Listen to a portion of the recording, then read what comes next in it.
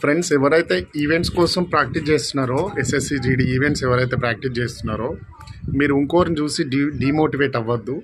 Like ఎట్లా అంటే గ్రౌండ్కి వెళ్ళిన తర్వాత మన పక్కన బ్యాచ్లో ఒక ఇద్దరు అథ్లెట్లు ఉన్నారు అనుకుందాం. వాళ్ళ కటౌట్ బాగున్నది, వాళ్ళ షేప్ బాగున్నది, వాళ్ళ స్టెప్ బాగున్నది.